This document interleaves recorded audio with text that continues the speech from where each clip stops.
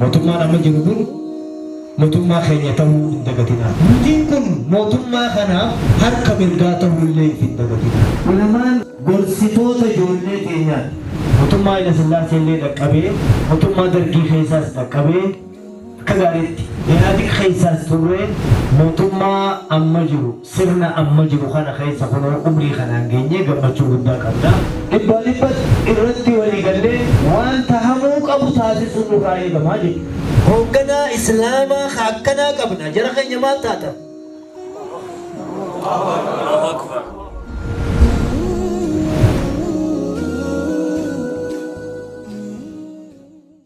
الحمد لله رب العالمين الصلاة والسلام على رسوله الأمين وعلى آله وأصحابه الطيبين الطاهرين ومن بهديه اهتدى إلى يوم الدين وبعد. دوران تفسير أبا خينيا جالتما في كبجمو دكتور كبجا شيخ حجي إبراهيم توفا بريزانتي من أمري دموت إسلام ما فدرال إثيوبيا كبجمو في جالتمو دكتور جيلان خضير قمدا ولقبا خري فتوى فدرالا أكو سن كبجما في جالتمو تخينيا دكتور كمال حاج غلطو ولقبا خري فتوى من مريد موت إسلام ما أورميا kabajamtoota ulamaa'oota miseensota mana marii dhimmoota islaamummaa federaalaa miseensota koree hojii raawwachiiftuu mana marii dhimmoota islaamummaa oromiyaa kabajamtoota jaallatamtoota qaama mootummaa bakka bu'oota bulchiinsa godina Harargee Bahaa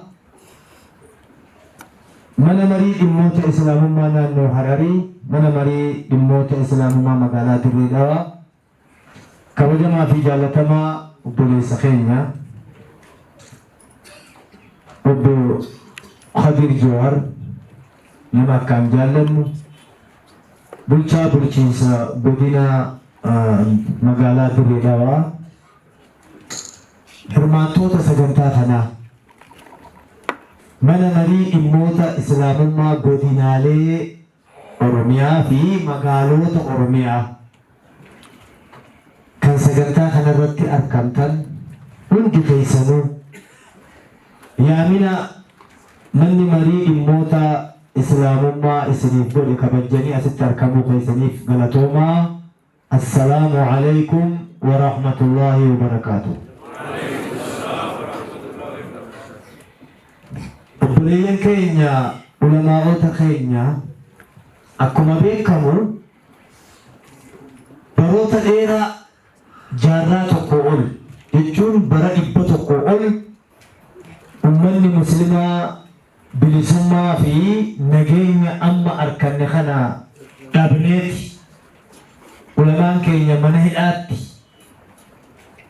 hidhaatti gabbaafamee ajjeefamuudhaan kalubbuun hafe arihamee qabriin isaa biyya Soomaalii ta'uudhaan rakkoo hammana hin jedhamne keessa dabarree akkasumaan rahmata rabbiitiin ilmii tana bartanii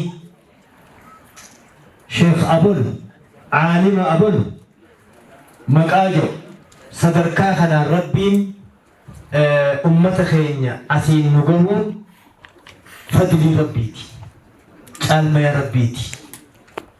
Ani mootummaa Haayile Sillaasee illee dhaqqabee mootummaa Dargii keessaas dhaqqabee akka gaariitti Ihaadig keessaas turre mootummaa amma jiru sirna amma jiru kana keessa kunoo umrii kanaan geenye gammachuu guddaa qabna.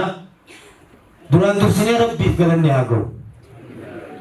Eegasii rabbii jijjiirama kana fideefis rabbii keenya galatoonfachaa sirna amma jiru kanallee haa galatoomu isin jechuu barbaada. Gaaf tokko kabajamoo muummee ministeeraa haasawaa tokko hoggaa haasa'u ni dhageedu. Gaaf tokko gabroonfataan Minilik jedhan biyya dabara dheeraadhaaf akka malee saqaafaa isii jijjiiree nama bira dabree lafa kiristinnaa kaase lafa. Abbaa Jifaar rahimahullah rabbi jannataan haa qananiisu Abbaa Jifaar kana gaafatee jedhan. Abbaa Jifaar ati beelanii dandeessaayii jeemu. Beelaa miti quufaa hoo dandeetiin jiraadhee jeeni jedhan. Dubbii ajaa'ibaatii beelli dubbiin kun. Wanni dubbiin kun nama agarsiisu namni quufan danda'u. Ilmi namaa quufan danda'u obboleeyyan kee. Kabajamoo sheekha keenyaa Sheekh Haji Ibrahim Tuufaa hafizahullahu rabbiin nurratti haa tiisu. Yoo sheekhi keenya arrabame namaan na arrabsee maaliif teessanii hamma inni jedhu biyya eenyuuti.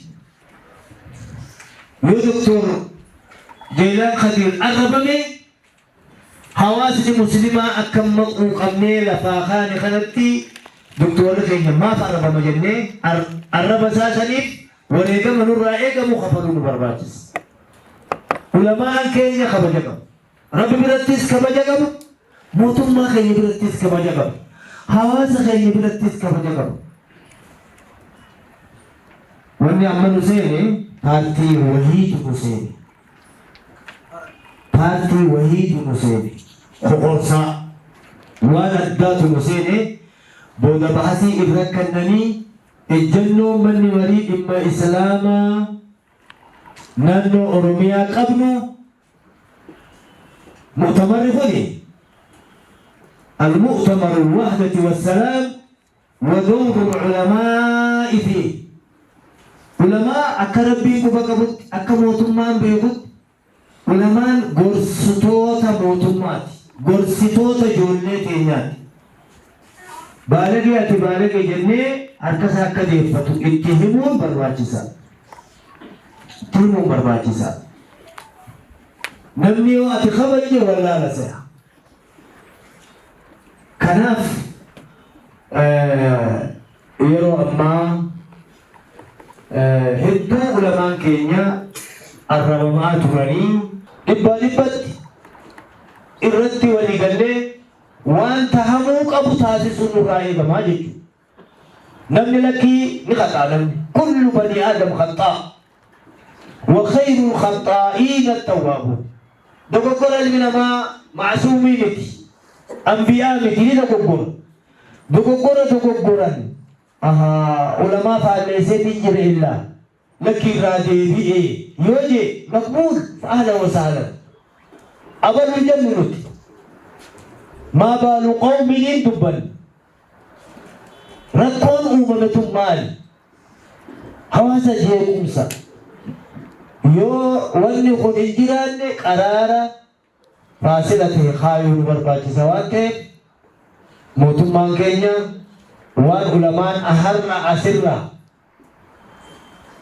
قرار علمان من مريد إما إسلام فدرالا بكا جبت من مريد إما إسلام أوروميا بكا جبت قرم فتوى مفتي أوروميا بكا جبت من مريد موت إسلام ما قدنا لفي مقالوت أوروميا بكا جبت مفتي فدرالا بكا جبت قرار أسر رابه موتما رجلته غلاف وبليل كينيا أغلا توباني قوبي فايدة لا لما ملي أمانتاني نبي نغتي أمانو مرقكم مخبانتي أمانو مرقكم خسا أغبرو خانتو تغبرو الدنيا تنقيسهم روتيجي هذا هو أمانتاغي يجيرد جئ حواس خيسة جيجو seerri qabu hinayyo amantaa fedhate haa amanuu mirga qaba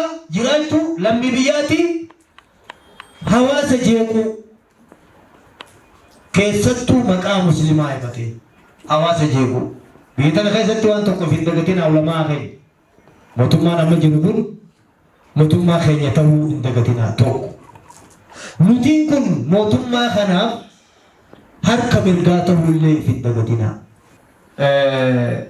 harka namaa harkisaa dheerate arraba namaa arrabni isaa dheeratee ati arrabni kee dheeratee jira gabaabsachuu qabdaa jennee itti himuu danda'uu qabna gabaabduratu ulamaan keenya nagaan bobbee darasaa qaraasisee